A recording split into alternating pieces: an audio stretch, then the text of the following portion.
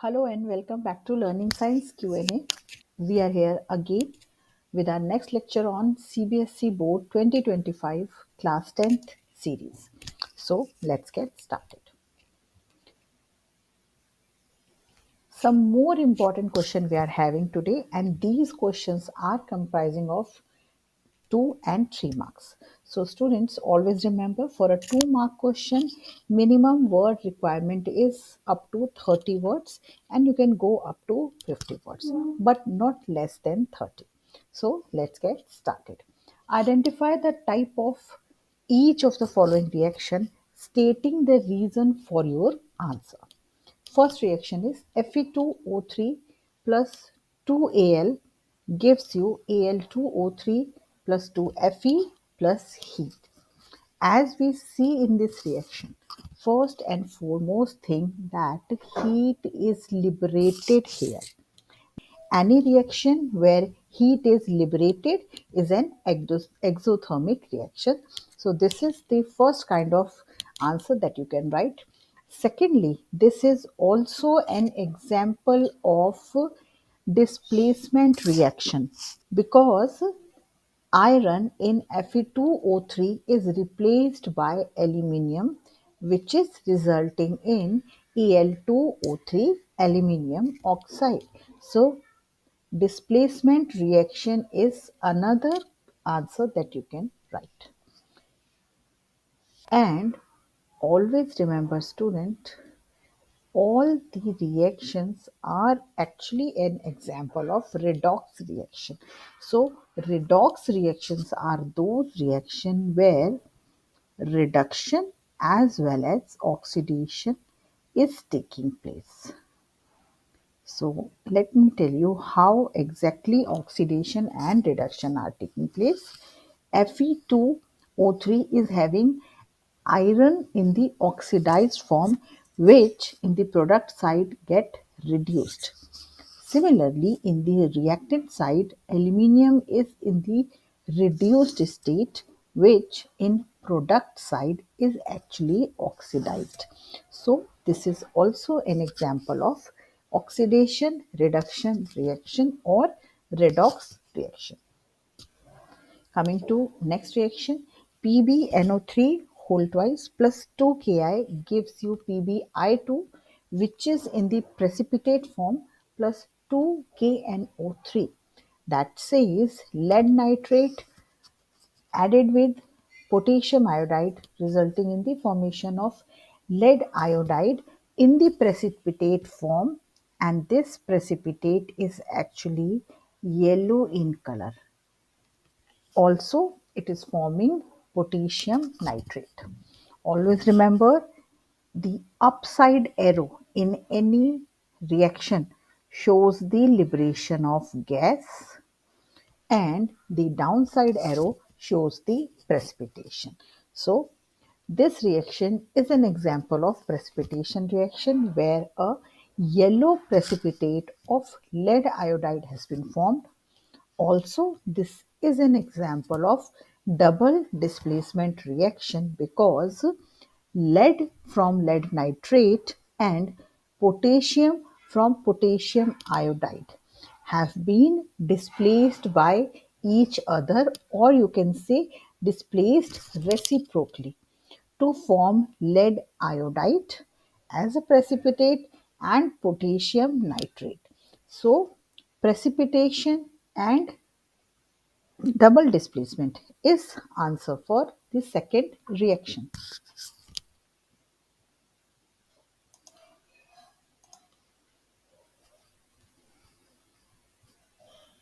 Now the next question says differentiate between alveoli and nephron on the basis of following point.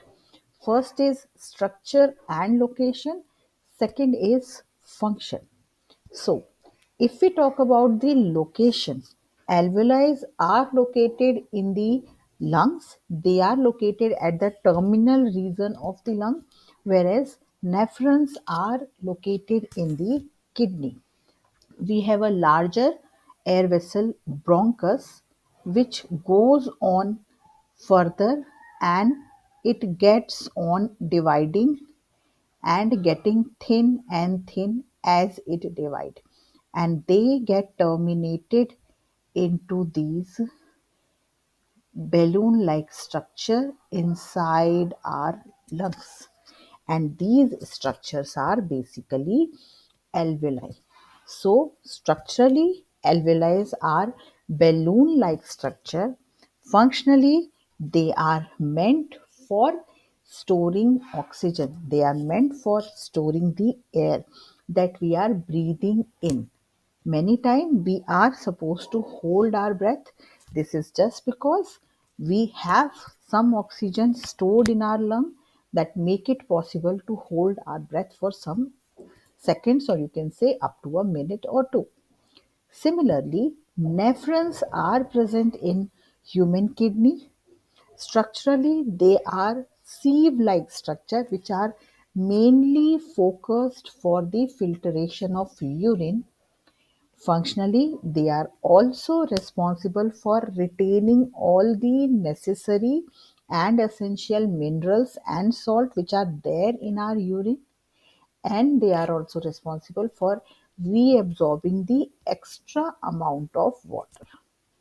The total water taken by the individual is not eliminated in the form of urine. Only a part of it is eliminated as urine. Major portion of that water along with the salt is retained back by the body with the help of these filtering unit called nephron.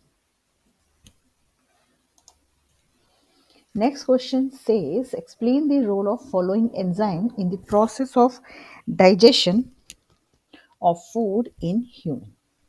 First one is salivary amylase, pepsin, trypsin and lipase. So students, salivary amylase is responsible for the breakdown of carbohydrate. That means the portion of food which is mainly carbohydrate is acted upon by the salivary amylase right inside the mouth in the neutral pH or slightly alkaline pH. So carbohydrate are digested, or you can say broken down into simple compound which are simple sugar. Similarly, pepsin and trypsin are helpful in the digestion of protein, and they are digesting protein into simpler unit which are amino acid. These proteins are digested into amino acid. Pepsin is acting inside the stomach in acidic pH, because in stomach we have gastric juices where this pepsin is acting in the digestion of protein, and trypsin is acting in the small intestine in at a basic pH. So pepsin and trypsin both are devoted in the digestion of protein, releasing in amino acid which are the simpler molecule for protein. Similarly, lipases are responsible for the digestion of fat into fatty acids and glycerol. So, fatty acid and glycerol are generated by the digestion of fat with the help of enzyme lipases. And here is a table which clearly shows how these enzymes are acting for the digestion of different food molecule. Also, we have noted here other enzyme also that can be asked in the examination.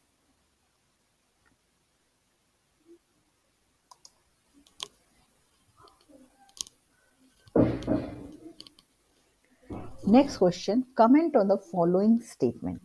A bee sting is treated with a baking soda paste, whereas a wasp sting is treated with dilute vinegar. Another one is, farmer treat soil with quicklime while tilling. Tilling is the process which loosens the soil, which makes the soil more and more aerated. So both these questions are based on neutralization reaction. Now, neutralization reaction is one reaction which takes place between acid and base, resulting in the formation of salt and water. Now, bee sting is treated with baking soda paste just because bee sting is having a chemical which is acidic in nature, and baking soda being basic in nature neutralizes that chemical. So the person injured get a relief feeling. Similarly, wasp sting is basic in nature, so it is treated or washed with dilute vinegar so that the burning sensation is minimized. Similarly, many times with the excessive use of chemical fertilizer, the soil becomes acidic. Also, with the use of organic fertilizers like compost or verming compost, carbon dioxide is released, which, when combines with the water, forms carbonic acid, which actually leads to the increase in the acidity of the soil. So, to treat this excessive acidity in the soil, quicklime is added, which is calcium oxide, to the soil so that this acidity could be neutralized, which in turn helps in the better growth of the plant. Ancient sculpture and marble structure are conserved by treating them with certain chemicals. Ancient sculptures, especially made up by marble, are affected by the acid which are present in the acid rain, especially NO2, NO3, and SO2, SO3. So, magnesium is sometimes used to treat those structures so that the effect of acid rain can be minimized, and these marble structure can regain their luster and shine. So, student, all these three statements were based on the neutralization reaction, which is a very important topic from your chemistry chapters.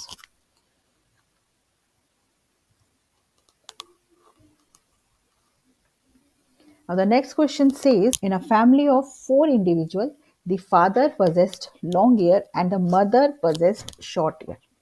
If the parent had pure dominant and recessive trait respectively, then calculate the ratio of genetic makeup of the F2 generation.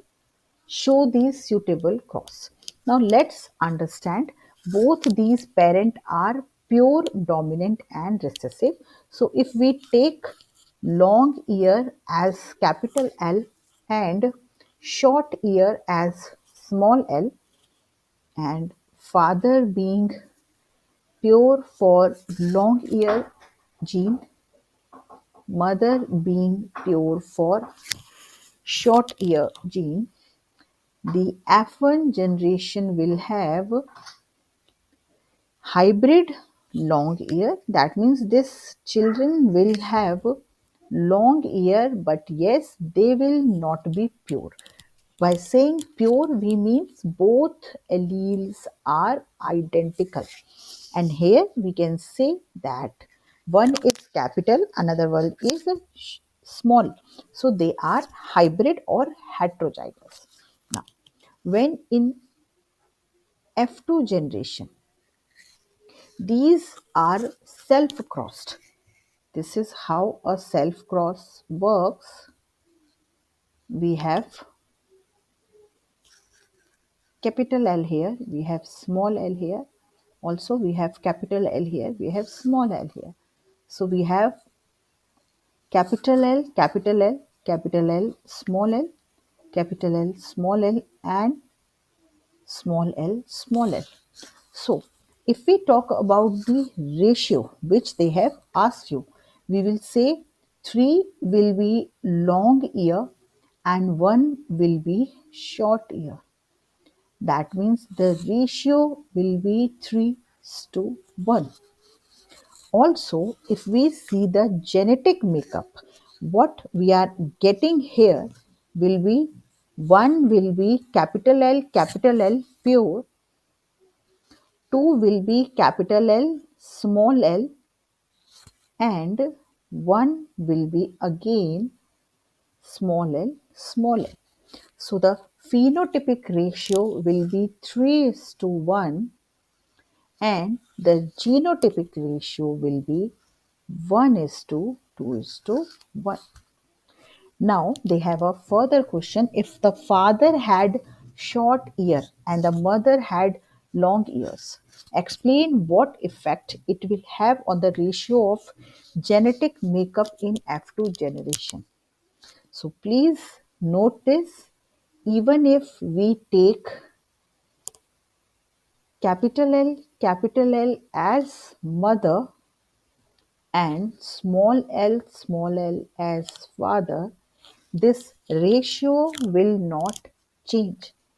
So in this question, they have not asked you to write this ratio further, but even if they have asked you, you will make the same cross again. Always remember, these traits are passed in a simple Mendelian ratio and they are not affected by the parent who is passing on the gene. That means they are not affected by the gender or the sex of the parents who is passing down the gene. So the ratio here will be 3 is to 1 for a long and short ear. Also 1 is to 2 is to 1 as the genotypic ratio. So with this, we come to an end to this question series. Hope you liked it. Please follow for more. Thank you.